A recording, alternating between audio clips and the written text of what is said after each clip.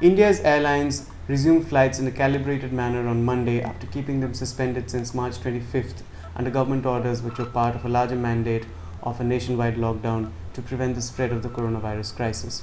On Monday, airlines ferried a total of about 40,000 passengers on 532 flights across the length and breadth of the country. The number of passengers were a tenth of what they usually ferried in January and February every day, and the number of flights were a fifth of their original daily schedule. The nature of travel was absolutely critical. We spoke to a lot of passengers who were stuck in distant towns and cities for the last 2 months and who were getting back to their families, to ailing or worried parents and spouses, and to their children. But overall, flyers and airlines faced a lot of chaos and confusion arising out of the last minute cancellations mandated by the government just a few hours before the flights actually started, a lack of transport in many cases to airports, myriad technical glitches, and above all, the new and constantly sprouting, very difficult state government rules for arriving flyers. A bit of background is important to be understood in this regard. So the government announced last week Monday that it would approve the resumption of flights in a limited manner from this week. On Thursday, the Aviation Ministry approved a new schedule of flights, a curtailed one, in which airlines would operate a third of the flights that they used to operate in pre-COVID times in January and February. All was good and flights were set to resume. But then a few state governments put their collective feet down and said that they couldn't receive flights from other states so early because it increased the risk of the spread of the virus.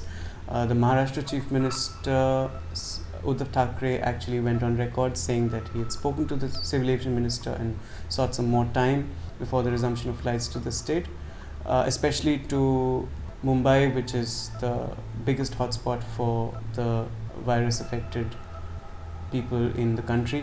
West Bengal also asked for some more time. Then on Sunday, the aviation secretary met the airline chiefs at 6 p.m.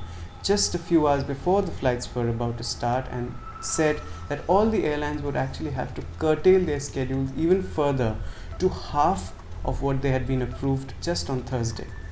This meant that the airlines had to rework all the flights, speak to the airports about the arrival and departure slots and get them, and inform passengers.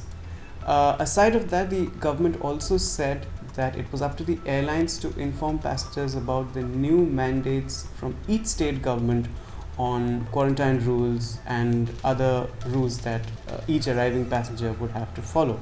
So the airline teams worked overnight and did what they could, but there was obviously a lot of confusion. Passengers got abrupt messages saying that their flight had been cancelled. Some of them went to the airports to check their flight status, while others, poured their ire over the airlines and the government on social media. Now, the government has put in place certain rules for flyers in these times. One of them is getting themselves mandatorily web checked in before they reach the airport. The other is to download the Arogya Setu app and to update their details there. For flyers who are going to states like Karnataka and Tamil Nadu, there are other portals that they have to register themselves in, like the Seva Sindhu app in case of Karnataka and the TN ePass app in case of in case of Tamil Nadu. There are a lot of not so technically proficient people in the country who could not follow those rules. So a lot of people turned up at the airports without having web checked in or without even applying for an ePass. Some of them applied and didn't get an ePass. So that led to a lot of delays, and the airlines executives had to come out from the airport and help them to download the apps and to update their details. In some cases, fill out physical forms for those who hadn't got the Arogya Setu app. A lot of them were turned away because they couldn't adhere to all the rules. For some of them, the websites proved to be a problem. So this media person that we spoke to could not get himself web checked in on the Air India Express website. He was traveling from Delhi to Madurai. So he called up the call center and he was asked to email his PNR details to one of them, and then an executive actually sent him a crudely clicked picture of his boarding pass as a WhatsApp message. That message was not accepted the next day at the Delhi airport by the CISF officials, and he was stuck, and he argued with them and tried to explain the SOPs.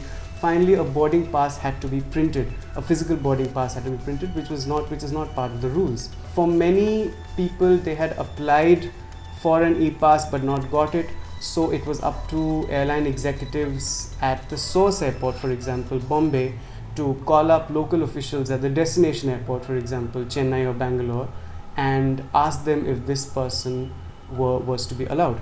So all of that led to a lot of chaos and confusion for people who were flying.